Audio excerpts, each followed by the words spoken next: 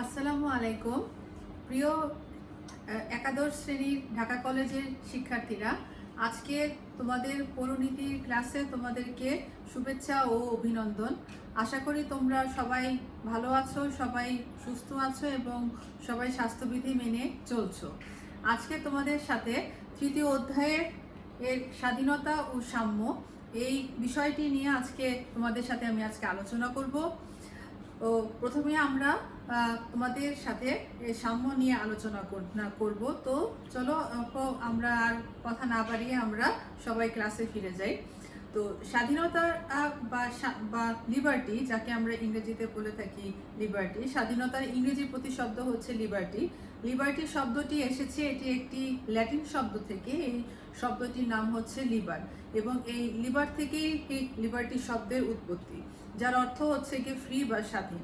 সুতরাং আমরা শব্দগত অর্থে যদি আমরা বিচার করি, তাহলে আমরা বলবো যে প্রত্যেকটি মানুষের সমাজে যার যা কিছু করার ইচ্ছা বা যা কোনো কিছু বলার ইচ্ছা, কোনো কিছু করার ইচ্ছা, এই যে করার ইচ্ছার যে একটি ক্ষমতা, সেই ক্ষমতাটাকে সাধারণভাবে আমরা স্বাধীনতা বলতে বুঝে থাকি। তো সাধারণভাবে এই স্বাধীনতা বলতে আমরা এমন একটি পরিস্থিতিকে বুঝে থাকি যেখানে মানুষ ইচ্ছা মতো যার যা কিছু ইচ্ছা বলতে পারবে, যা কিছু ইচ্ছা করতে পারবে, এবং এই যে বলা এবং করার যে একটি অধিকার, সেটিকে আমরা সাধারণভাবে আমরা স্বাধীনতা বলতে আমরা বুঝিয়ে থাকি। তো এই দৃষ্টিকোণ থেকে আমরা যদি আলোচনা করি, তাহলে আমরা বলবো যে আসলে পৃথিবীতে কারোর অধীনস্থ না থাকা এবং সমাজে প্রত্যেকেরই যার যা কিছু করার ইচ্ছা সেই অনুযায়ী চলার যে সক্ষমতা, সেটিকে আমরা সাধারণভাবে স্বাধীনতা বলতে আমরা বুঝে থাকি। কিন্তু আমরা যদি পৌরনীতির ভাষায় বা সিভিক্সের ভাষায় যদি আমরা স্বাধীনতাকে আমরা যদি আলোচনা করতে চাই, তাহলে কিন্তু স্বাধীনতার যে মূল অর্থ এবং তাৎপর্য সেটি কিন্তু কিছুটা হলেও আমাদের ব্যাহত হয়। যেমন অবাধ স্বাধীনতার অস্তিত্ব পৃথিবীতে, যেখানে পৃথিবীর কোনো সমাজ ব্যবস্থাতেই কিন্তু সে আদিকাল থেকে এই বর্তমান সময় পর্যন্ত পৃথিবীর কোনো সমাজ ব্যবস্থাতেই কিন্তু আমরা অবাধ স্বাধীনতার অস্তিত্ব কিন্তু আমরা দেখতে পাই না। সমাজের যে সমাজ কাঠামোকে নিয়ন্ত্রণ করার জন্য বা সমাজের গতিশীলতাটাকে ধরে রাখার জন্য যদি আমরা অনিয়ন্ত্রিত বা সীমাহীন স্বাধীনতা উপভোগ করতে চাই, তাহলে কিন্তু প্রয়োজনের থেকে কিন্তু বেশি সমস্যায় কিন্তু আমরা জর্জরিত হব। যে সমাজের সকলের নিরাপত্তা ও সম্মান, সমাজের যে সকলের যে চাহিদা, সমাজের সকলের চলাফেরা, মূল কথা হচ্ছে সমাজের সর্বাঙ্গীন জনগণের কল্যাণ এবং তাদের নিরাপত্তা নিশ্চিত বিধান করার জন্য আমাদের অবশ্যই কিছু কিন্তু বিধিনিষেধ বা কিছু কিন্তু যে নিয়ম কানুনকে কিন্তু আমাদের অবশ্যই কিন্তু মেনে চলতে হবে। এবং এই যে আমাদের দেশের একটি সুখ এবং একটি সমৃদ্ধময় সমাজ ব্যবস্থাটা কিন্তু ধরে রাখার জন্য প্রত্যেকেরই কিন্তু সমাজ এবং জীবনের কিছু এই যে নিয়ম কানুন মেনে প্রত্যেককে সমাজে কিন্তু আমরা স্বাধীনভাবে কিন্তু আমরা চলাচল করতে পারি। তো সাধারণভাবে আমরা পৌরনীতির ভাষায় স্বাধীনতা বলতে আমরা এমন একটি পরিস্থিতিকে বুঝিয়ে থাকি যেখানে ব্যক্তিত্ব বিকাশের জন্য উপযোগী অনুকূল পরিবেশ বা সামাজিক অবস্থা বা পরিবেশকে আমরা স্বাধীনতাকে বলতে বুঝে থাকি। এর অর্থ হচ্ছে এইটাই যে সমাজে আসলে অবাধ স্বাধীনতাটাকে কিন্তু পৌরনীতিতে আমরা কখনো স্বাধীনতা বলতে চাই না। যেমন আমাদেরকে আমরা স্বাধীনতা বলতে যার যা কিছু করার ইচ্ছা বা যার খুশি মতো চলার যে ইচ্ছা, সেটিকে বুঝায় না, বরং হচ্ছে গিয়ে সমাজে স্বাধীনভাবে বসবাস করে কারোর নিজের স্বাধীনতা, আমি আমার নিজের স্বাধীনতাটাকে ভোগ করতে গিয়ে যেন অন্য কারো স্বাধীনতাকে খর্ব না করি বা অন্য কারো স্বাধীনতাকে যেন ব্যাঘাত না ঘটাই। এভাবে প্রত্যেকটি মানুষ যদি সমাজে একটি স্বাধীন দেশে প্রত্যেকে যার স্বাধীনতাটাকে উপভোগ করে, কারোর স্বাধীনতা বা কারোর জন্য সমস্যা তৈরি না করে, তখন এই যে একটি পরিবেশ বা একটি শান্তিময় পরিবেশে তৈরি হয়, সেটিকে পৌরনীতির ভাষায় আমরা স্বাধীনতা বলতে আমরা বুঝে থাকি। তো এখন আমরা স্বাধীনতার বিভিন্ন প্রকারভেদ বা রূপভেদ নিয়ে আমরা আলোচনা করব। যেমন প্রথমে আমরা বলতে পারি হচ্ছে ব্যক্তিগত স্বাধীনতা। এই যে আমাদের প্রত্যেকটি মানুষ আমরা একটি কিছু সুযোগ সুবিধা ভোগ করে আমরা সমাজ থেকে আমাদের ব্যক্তিত্ব বিকাশ করার জন্য আমরা কিন্তু সমাজ থেকে কিছু সুযোগ সুবিধা ভোগ করি, এবং এই যে আমাদের ব্যক্তিত্ব বিকাশের ঘটানোর জন্য আমাদের একটি সুস্থ স্বাভাবিক পরিবেশকে উপহার দেওয়ার জন্য যে সকল সুযোগ সুবিধা আমরা সমাজ থেকে উপভোগ করি সেগুলি হচ্ছে আমাদের ব্যক্তিগত স্বাধীনতা। যেমন আমাদের যার যার নিজস্ব ধর্ম পালনের স্বাধীনতা, যার যার নিজস্ব রাষ্ট্রের ইচ্ছা অনুযায়ী ভূখণ্ডে চলাচল করার আমাদের স্বাধীনতা, যার যার নিজস্ব জমিতে অবস্থান করার বা আমাদের যার যার নিজস্ব সম্পত্তি ভোগ করার যে অধিকার, এটি প্রত্যেকটি মানুষের যার যার নিজস্ব ব্যক্তিগত, প্রত্যেকটি মানুষের যার যার নিজস্ব ব্যক্তিগত যে যে যে ইচ্ছা বা ব্যক্তিগত যে চাওয়া পাওয়া, যেটি নাকি প্রত্যেকটি ব্যক্তি তার সমাজ থেকে উপভোগ করে, সেটি হচ্ছে ব্যক্তিগত স্বাধীনতা। এখন আমরা জানব যে প্রাকৃতিক স্বাধীনতা বলতে আসলে কাকে বোঝানো হচ্ছে।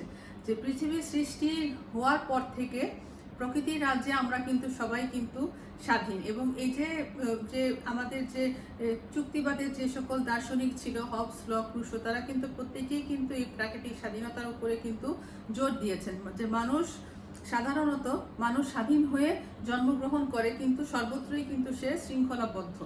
এই যে আমরা প্রকৃতির রাজ্যে আমরা যে এসেছি, আমাদের প্রত্যেকটি মানুষ আমাদের জন্মগ্রহণ করছি, প্রকৃতিতে আমরা অবস্থান করছি, এবং এই যে বিভিন্ন পরিবেশ পারিপার্শ্বিক পরিস্থিতির ভিত্তিতে আমরা নিজেদের খাপ খাইয়ে নিচ্ছি।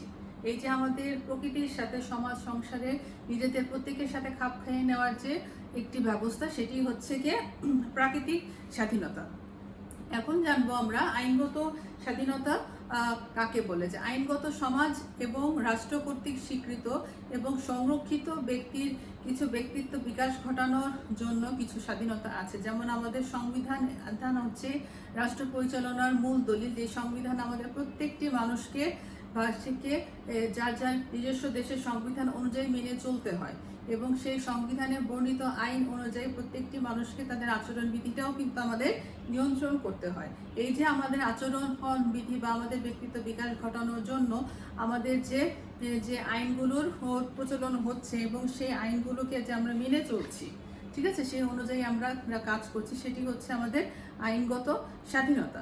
এখন আমরা জানবো যে সামাজিক স্বাধীনতা হচ্ছে সমাজে সভ্য এবং একটি সুশৃঙ্খলভাবে সুন্দর আনন্দময় জীবনযাপন করতে গেলে আমাদের কিছু স্বাচ্ছন্দ্য ও পূর্ণ একটি পরিবেশ প্রয়োজন, একটি অনুকূল পরিবেশ প্রয়োজন। তাকে আমরা বলে থাকি হচ্ছে সামাজিক স্বাধীনতা। যেমন আমাদের চলাফেরার অধিকার, জীবনযাত্রার অধিকার, মানুষের অধিকার বোধের ধারণার থেকেই কিন্তু সামাজিক স্বাধীনতাটা আসলে তৈরি হয়। আমরা স্বাচ্ছন্দ্যভাবে চলাচল করছি, আমরা আমাদের নিজস্ব মত প্রকাশ করছি, আমাদের যেখানে ইচ্ছে আমরা সেখানে যাচ্ছি, এই যে সামাজিকভাবে বিভিন্ন সামাজিক আচার অনুষ্ঠানগুলো আমরা পালন করছি বা নির্বিঘ্নভাবে কোনো রকম বাধা বিঘ্ন ব্যতীত, এটি হচ্ছে সামাজিক স্বাধীনতা। রাজনৈতিক স্বাধীনতাটা হচ্ছে এটি যে প্রত্যেকটি মানুষের তার নিজের পারিবারিক, ব্যক্তিগত এবং সামাজিক জীবনের সাথে সাথে আরেকটি রাজনৈতিক জীবন আছে। যেমন আমরা প্রত্যেকেই কম বেশি কিন্তু রাজনীতির সাথে কিন্তু আমরা জড়িত, কারণ কেউ সরাসরি রাজনীতির মাঠে রাজনীতি করে বা অথবা কেউ তাদের সংসদে তাদের জাতীয় নির্বাচনে তারা ভোট প্রণয়নের মাধ্যমে তারা তাদের নিজস্ব বক্তব্যটা দেশবাসীর সামনে তুলে ধরে, এবং এভাবে কিন্তু প্রত্যেকেই কিন্তু তারা রাজনীতিকভাবে আমরা সচেতন হই, এবং আমরা আমাদের মূল্যবান ভোটের মাধ্যমেই কিন্তু সরকার পদ্ধতি কিন্তু গঠন করা হয়, এবং এভাবে আমরা আমাদের নিজস্ব ইচ্ছা অনুযায়ী বা নিজস্ব যে মেধা বা বুদ্ধি অনুযায়ী আমরা আমাদের নিজস্ব প্রতিনিধি নির্বাচন করি, এবং এটি হচ্ছে গিয়ে রাজনৈতিক স্বাধীনতা। অর্থনৈতিক স্বাধীনতা অর্থ হচ্ছে প্রত্যেকটি ব্যক্তির তার নিজস্ব কিছু দক্ষতা আছে, তার নিজস্ব কিছু যোগ্যতা আছে, এবং সেই দক্ষতা এবং যোগ্যতার ভিত্তিতে প্রত্যেকটি ব্যক্তিরই কিন্তু যার যার নিজস্ব কর্মের একটি স্বাধীনতা আছে, এবং দৈনন্দিন অভাব অভিযোগ যেগুলো আছে সেগুলো পূরণ করে তাকে কিন্তু একটি সুখী এবং একটি সমৃদ্ধি জীবনযাপন করার কিন্তু প্রত্যেকেরই কিন্তু কিন্তু একটি অধিকার আছে। এই যে কোনো রকম শঙ্কা ব্যতীত, কোনো রকম অর্থনৈতিক দুর্দশা ব্যতীত প্রত্যেকটি মানুষের চলার যে একটি অধিকার, এবং যার যার নিজস্ব কর্মের যে যে যে যোগ্যতা, সেই যোগ্যতার ভিত্তিতে চাই চাকরি পাওয়ার, এবং এই যোগ্যতা এবং সামর্থ্যের মাধ্যমেই প্রত্যেকটি মানুষের কর্মে নিযুক্ত হবার পর অধিকার। এছাড়া বেকার এবং বৃদ্ধ বয়সে আমরা বিভিন্ন ভাতা পেয়ে থাকি, সেই ভাতা পাওয়ার অধিকার। এছাড়া কোনো রুগ্ন অবস্থায় তাই কোনো রোগী বা রুগ্ন অবস্থায় কোনো ব্যক্তিকে রাষ্ট্র যদি চায় তাকে বিশেষ কোনো ভাতা বা প্রতিপালন করার যে ব্যবস্থা দিতে পারে। তো এটি হচ্ছে অর্থনৈতিক স্বাধীনতা, যেটি নাকি প্রত্যেকটি মানুষ কোনো যার রাষ্ট্র থেকে সে স্বাধীনভাবে সে পেয়ে থাকে। এছাড়া হচ্ছে গিয়ে সর্বশেষ জাতীয় স্বাধীনতা আমরা বলতে পারি, যে আমাদের প্রত্যেকটি দেশই তার বৈদেশিক শক্তি নাগপাশ থেকে বা স্বাধীনতার মাধ্যমে স্বাধীনতা অর্জন করেছে, এবং এই যে আমাদের মধ্যে যে একটি স্বাধীন জাতি হিসেবে একটি জাতীয়তাবোধ এবং নিজ দেশ বা নিজ মাতৃভূমির প্রতি যে মমত্ববোধ এবং ভালোবাসা, সেই ভালোবাসাই কিন্তু আমাদেরকে একটি সুখী সমৃদ্ধ এবং একটি সংবিধান কর্তৃক নির্দেশিত পথে চলার কিন্তু একটি অনুপ্রেরণা দিয়ে থাকে। এবং এই যে আমরা আমাদের নিজস্বদেরকে একটি বাংলাদেশি এই নাগরিক হিসেবে আমরা মনে করছি, আমরা আমাদের নিজস্ব দেশের প্রতি আমরা আমাদের মমত্ববোধ এবং আমাদের দায়িত্ববোধ কিন্তু এর মাধ্যমে প্রকাশ হচ্ছে। এটি হচ্ছে আমাদের জাতীয় স্বাধীনতা। তো এখন স্বাধীনতাকে যেমন অর্জন করা সহজ, কিন্তু সেটি রক্ষা করা কিন্তু আরো অনেক বেশি কঠিন, এবং সংরক্ষণের বিশেষ ব্যবস্থা ছাড়া কিন্তু কখনো আসলে স্বাধীনতাটা কিন্তু উপভোগ করা যায় না। কারণ স্বাধীনতাটাকে আমরা যদি সংরক্ষণ করতে চাই, আমাদের কিন্তু সমাজের প্রত্যেকটি নাগরিককে কিন্তু এর মধ্যে কিন্তু অবশ্যই অংশীদার হতে হবে। এজন্য সঠিক সংরক্ষণের ব্যবস্থা ছাড়া আমরা কখনো স্বাধীনতাকে উপভোগ করতে কখনো পারবো না। তো সেই সংরক্ষণের রক্ষা কবচ বা স্বাধীনতাকে রক্ষা কবচের জন্য যে সকল নির্দেশিত বিধিবিধান, সেটি নিয়ে এখন তোমাদের সাথে আলোচনা করব। যেমন আইন হচ্ছে স্বাধীনতার প্রধান শর্ত এবং রক্ষা কবচ। আইন স্বাধীনতা ভোগের পরিবেশ সৃষ্টি করে। রাষ্ট্রে এবং দেশে যদি আইন না থাকে তাহলে কোনো মানুষ কখনো স্বাধীনতা ভোগ করতে পারবে না। আইন আছে বলেই মানুষ স্বাধীনতা উপভোগ করে, কারণ প্রত্যেকটি মানুষ যদি রাষ্ট্রে যার যার নিজস্ব ইচ্ছা অনুযায়ী কাজ করতে চায়, তাহলে সমাজে বিশৃঙ্খলাই দেখা দিবে। এতে কেউ কোনো স্বাধীনতা ভোগ করতে পারে না।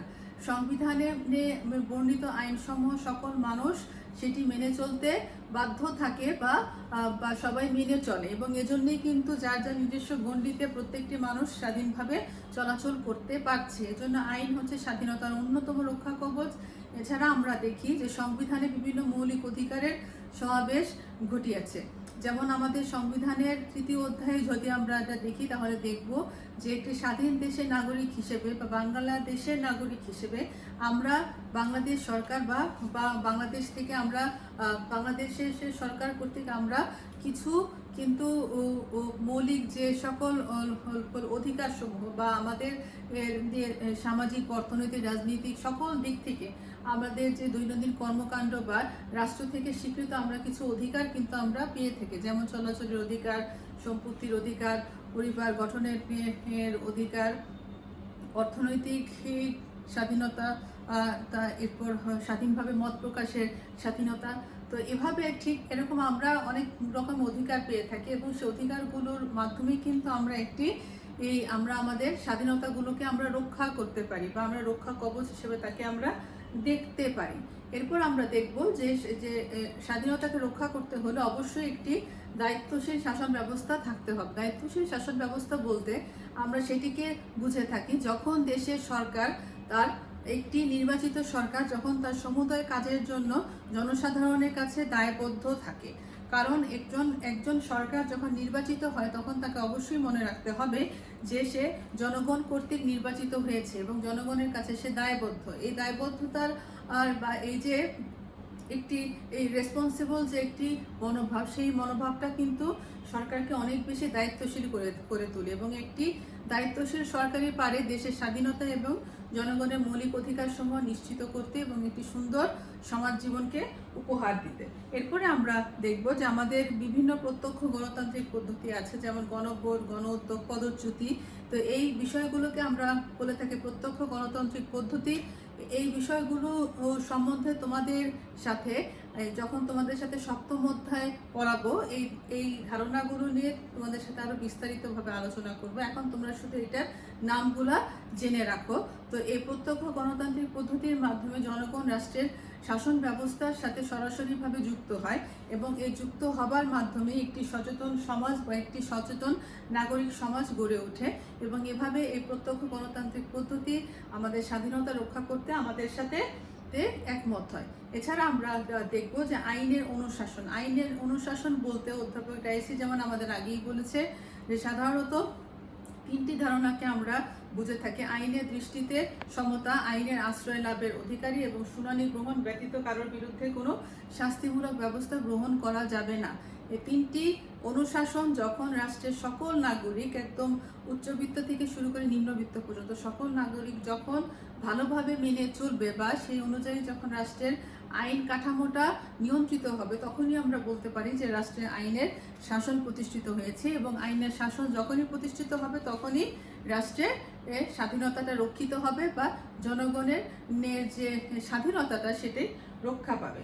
এরপর আমরা দেখব যে ক্ষমতার স্বতন্ত্রীকরণ নীতি বলতে বোঝানো হয়ে থাকে যে একটি দেশের সরকার কিন্তু তার সমুদায় শাসন কাজ সরকারের তিনটি বিভাগের মাধ্যমে করে থাকে: একটি আইন বিভাগ, আর একটি শাসন বিভাগ, আর একটি বিচার বিভাগ।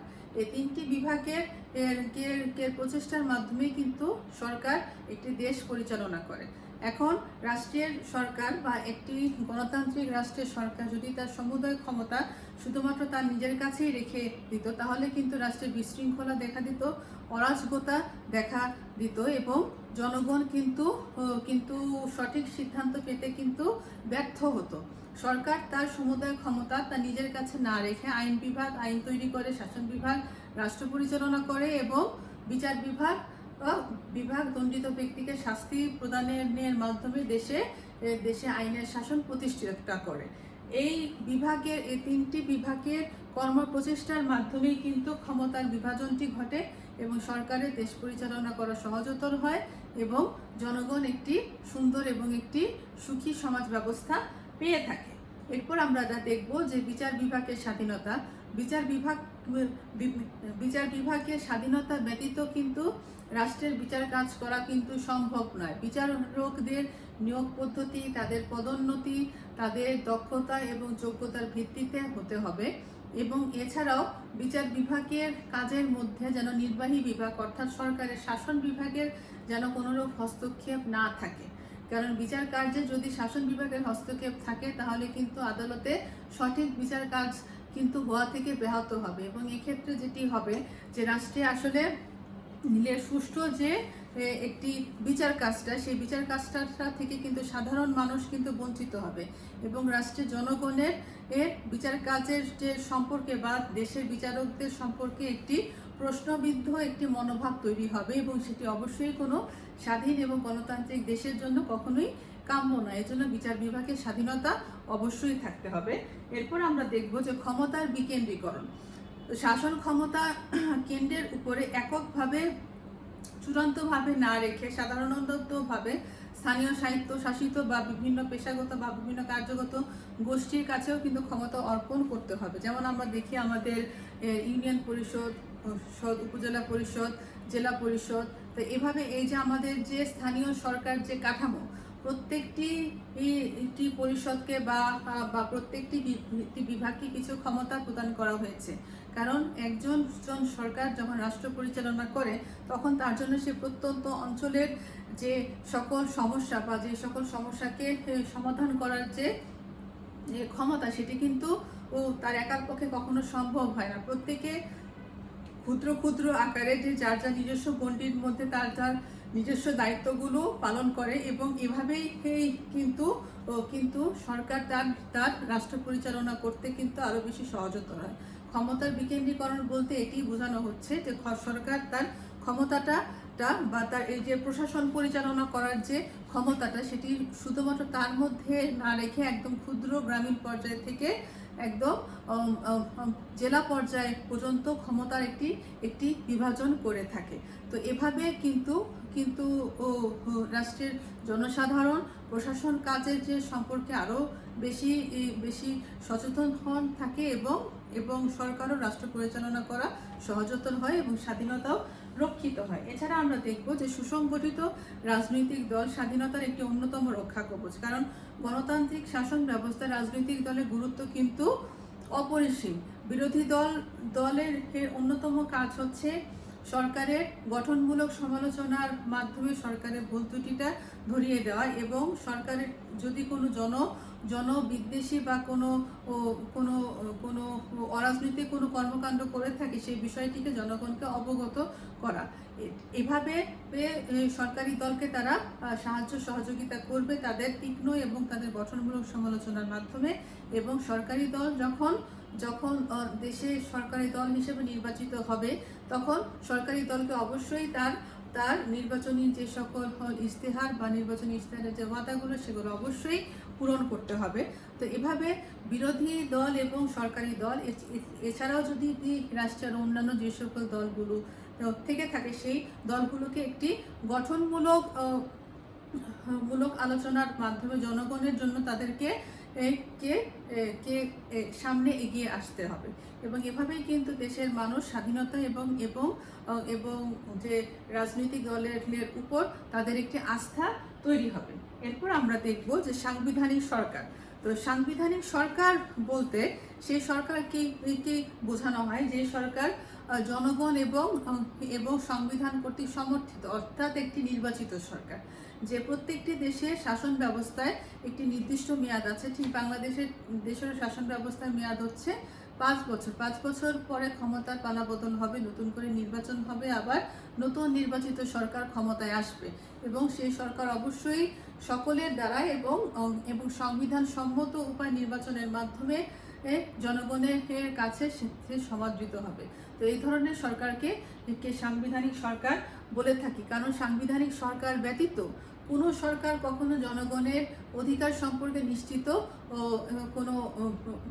নিশ্চিত করতে পারবে, এই ধরনের কোনো গ্যারান্টি দিতে পারবে না। এবং যদি এটি না দিতে পারে তাহলে কিন্তু স্বাধীনতাটাও কিন্তু মানুষের রক্ষা হবে না। এরপর আমরা দেখব যে সামাজিক ন্যায় বিচার।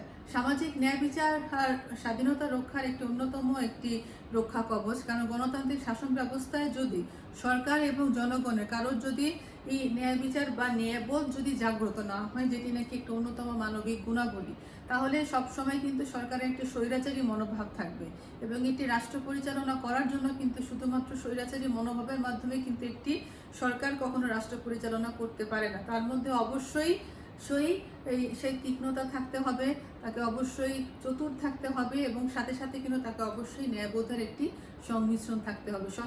কিছুর মিশ্রণের মাধ্যমেই কিন্তু সরকার রাষ্ট্র পরিচালনা করতে পারবে। তো এটা গেল তোমাদের সাথে স্বাধীনতা কাকে বলে, স্বাধীনতা রক্ষা কবচ এই পর্যন্তই। তো এখন আলোচনা করব সাম্য। সাম্য শব্দের অর্থকে আমরা সাধারণভাবে বলে থাকি সমান। তো আসলে সাধারণ অর্থে সাম্য বলতে বোঝানো হয় কিন্তু সব মানুষ সমান, কিন্তু গণতান্ত্রিকভাবে যদি আমরা চিন্তা করি তাহলে আমরা এখানে এই ক্ষেত্র থেকে বলতে পারবো যে সকল রাষ্ট্রের সকল মানুষই হচ্ছে সমান বা ইকুয়াল। কিন্তু বাস্তবে যদি আমরা দেখি তাহলে কিন্তু সব মানুষ কিন্তু কখনো সমান না। শারীরিক এবং মানসিক দিক থেকেই কিন্তু প্রত্যেকটি সৃষ্টিকর্তা কিন্তু প্রত্যেকটি মানুষকে কিন্তু এক একজনকে এক এক রকম করে তৈরি করেছে, একজনের সাথে আরেকজনের কখনো মিল নাই। তো এই ক্ষেত্রে রাষ্ট্রে সকল মানুষ সমান এই ধরনের নীতি কিন্তু তাহলে কিন্তু আমরা এখন আর এটাকে বৈধ একটি নীতি আমরা বলতে পারবো না, যেহেতু সৃষ্টিকর্তাই আমাদের প্রত্যেককে কিন্তু এক একজনকে এক এক রকম ভাবে আমাদের তৈরি করেছে।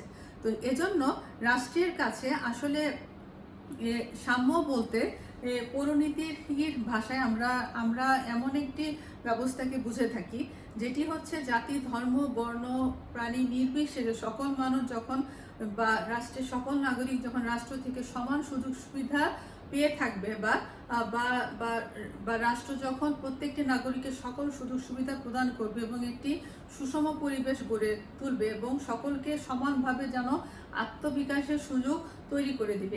এখানে আত্মবিকাশের সুযোগ বলতে বোঝানো হচ্ছে এটাই যে তার নিজস্ব মানবীয় যে সত্তা বা মানুষের যে ইতিবাচক গুণাবলীগুলা প্রত্যেকটি মানুষের সেরকম একটি পরিবেশ সুযোগ করে দিবে, তখনই আমরা সেই ব্যবস্থাটিকে বলতে পারি সাম্য।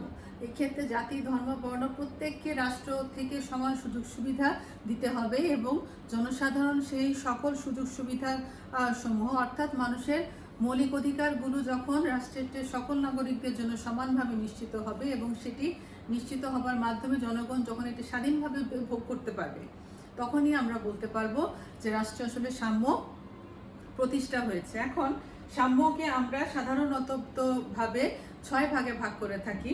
যেমন আমরা এখানে দেখি যে স্বাভাবিক বা প্রাকৃতিক সাম্য। স্বাভাবিক সাম্য বলতে বোঝানো হয়েছে যে জন্মগতভাবে প্রত্যেকটি মানুষই কিন্তু স্বাধীন। জন্মগতভাবে আসলে মানুষের কিন্তু কোনো পার্থক্য নেই। যারা আমরা বাংলাদেশে যারা বসবাস করছি তারাও যেমন স্বাধীন, যারা আমেরিকায় বসবাস করছে তারাও তেমন স্বাধীন।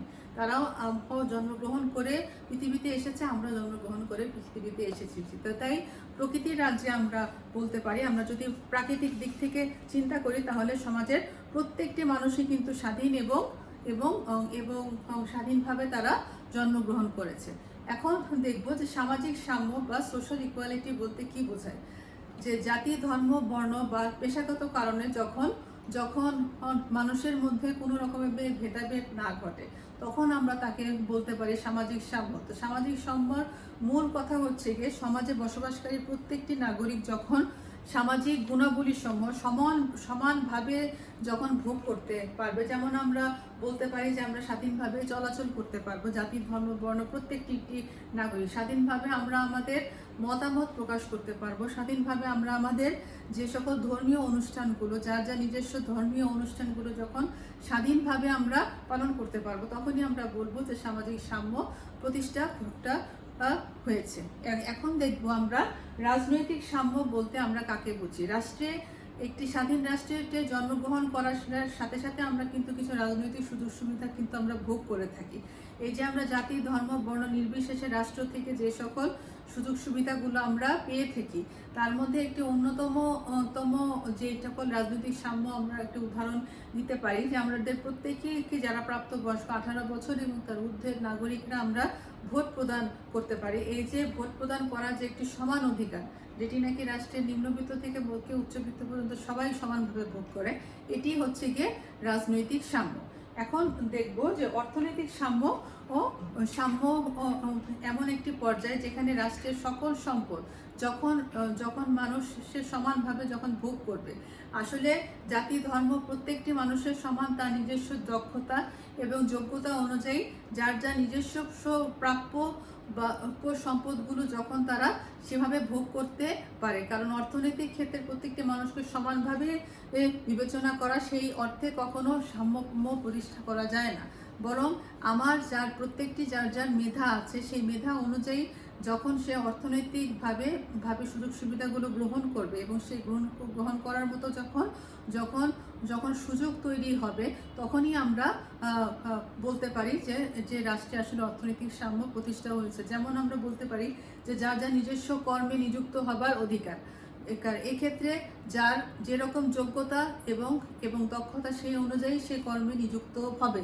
এর থেকে সে নিচেও নিযুক্ত হতে পারবে না বা উপরেও গণ্ডিতে যেতে পারবে না। এটি হচ্ছে কি অর্থনৈতিক সাম্য।